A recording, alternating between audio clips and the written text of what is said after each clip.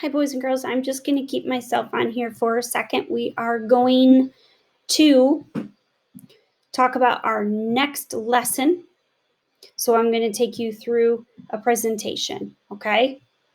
And it's a little bit easier to kind of, I guess I can move myself around. That's okay. So our next learning target is readers ask questions to actively read the text and to stay engaged.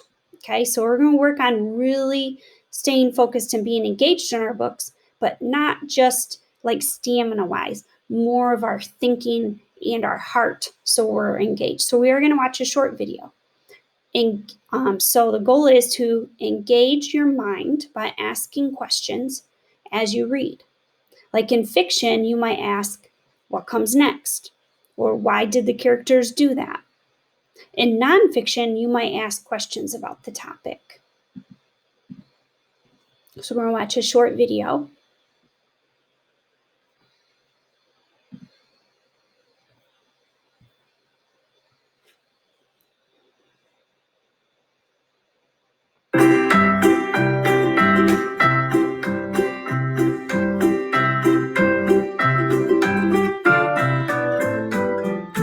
Hello, readers. Here at Parents Help Kids Learn, we learn what good readers do, and then at the end of each lesson, you practice together.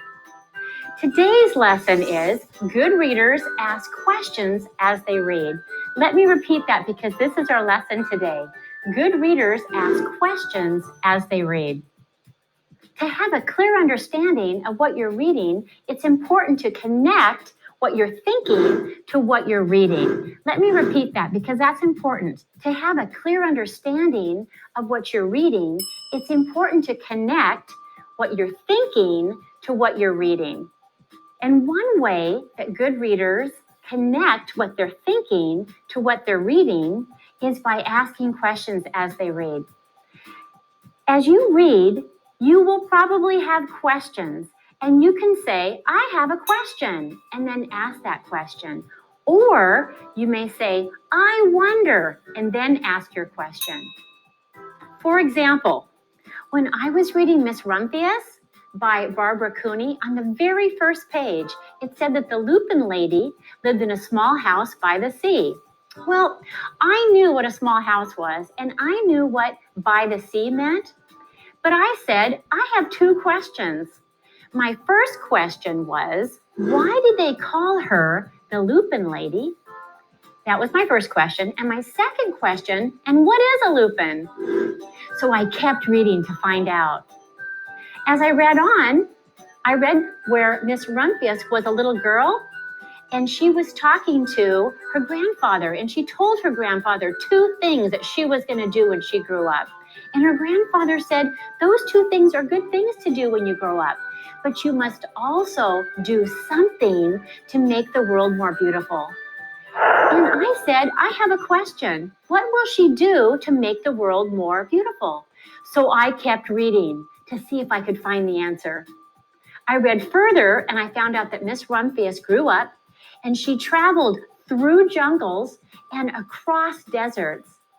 And I said, I have a question. I wonder what she saw when she traveled through jungles and across deserts. So I had to keep reading to find out. Miss Rumphius is a fiction book, but you can also ask questions when you're reading nonfiction. For example, I read this nonfiction book, Moonwalk, The First Trip to the Moon by Judy Donnelly.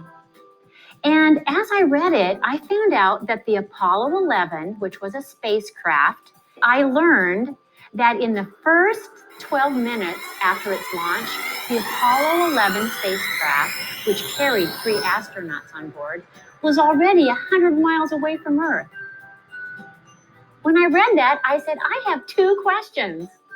My first question was, how many miles are there between Earth, where they started, and the moon, where they were going? So I kept reading to see if I could find out. My second question was, I wonder how long it will take the astronauts in the Apollo 11 to get all the way to the moon.